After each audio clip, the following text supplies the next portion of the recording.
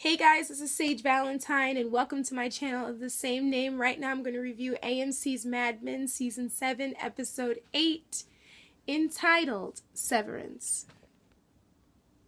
I'm not going to get into too many concrete details, but I will say that this was a really good episode and Ken Cosgrove definitely got the last laugh. And it is pretty funny how after his father-in-law retires and he's talking about his future with his wife, and his wife wants him to quit the ad agency, and then he basically tells her that he's holding out for a raise.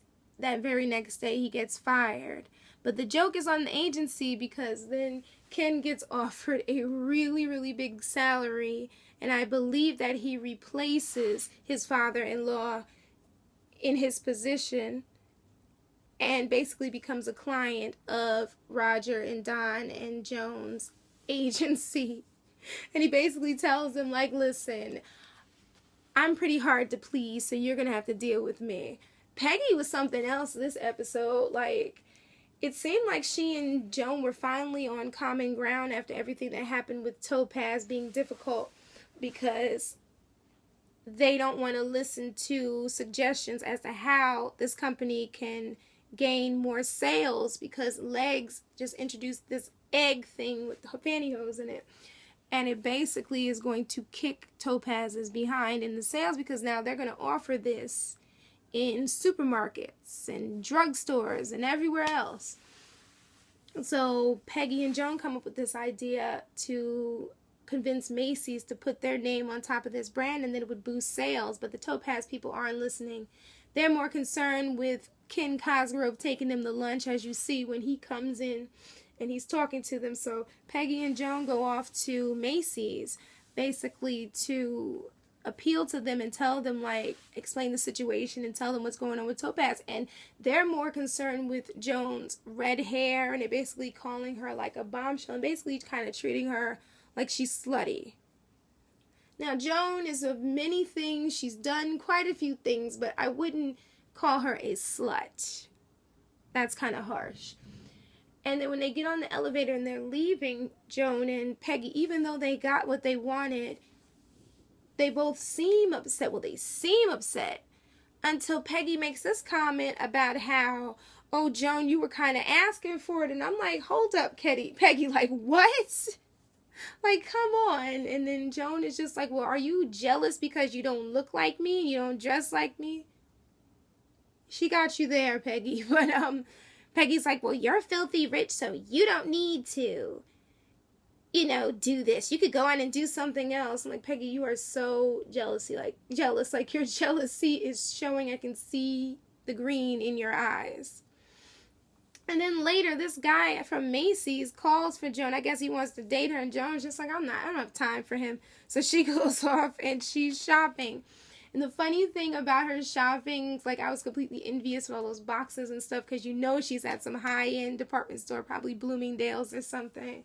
So awesome. But they're talking about this Valentino dress that's $125. I was like, I wish dresses were like that, were $125.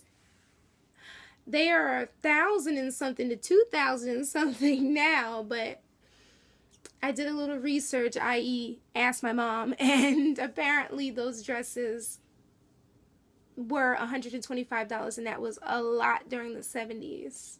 A lot. God, I wish expensive dresses would go down to $125 again. But anyway, we get to Don Draper, who's still dealing with his mommy issues. Still dealing with those. And we get to, so I think I did Ken and Peggy. Oh, we get back to Peggy, whose coworker wants to set her up on a kind of a blind date with his brother Stevie. And at first she's a little iffy. Then she finally says that she wants to go, but they had a change of plan, so she just asked him to give her his phone number. And then they go out on a date. And at first, it seems like the guy's turned off by her, but he's not, because her coworker said such nice things about Peggy. So they kind of gel, and Peggy talks about how she never went on a vacation. So she basically ends up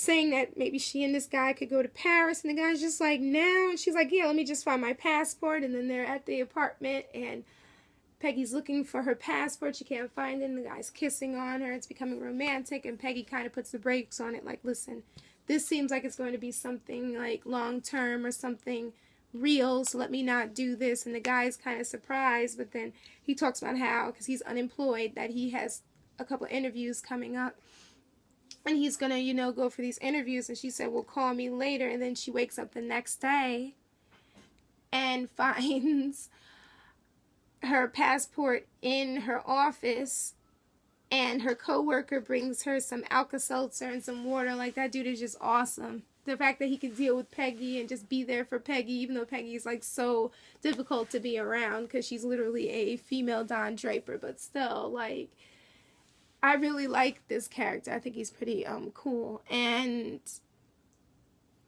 he talks about, like, Peggy and how she gelled with his brother and how they were going to go to Paris and everything. And Peggy later just tells the dude with the beard, whose name I'll probably get in the next review. I'm doing all these reviews and I'm forgetting names. I apologize. But she tells him, like, I don't know if I want to go to Paris anymore. So this definitely was a really great episode. I don't think I missed anything out because, like I said, I'm just not going to get too much into the details. But at the end of the episode, it was sad how Don comes back to... he comes back to the diner after having this meeting with Minkins department store, because it's bittersweet after Rachel died. You know, Rachel had this really big job at Minkins, and he goes to see this waitress. Her name is Di, and he tells her about the dream he had, and she tells him, well, when someone dies, you want to make sense about it, but you can't. We really don't know who this woman is. Hopefully we find out who she is, but if not, that would kind of suck, because I was like wondering about her the entire episode. And as I said before, Don is suffering during this season, and it's only going to get worse for him, unfortunately. And I can't wait to see Sally and Betty and everybody else, and who's going to be focused on next week, or who the story is going to be focused on next week. So thank you guys so much for tuning in.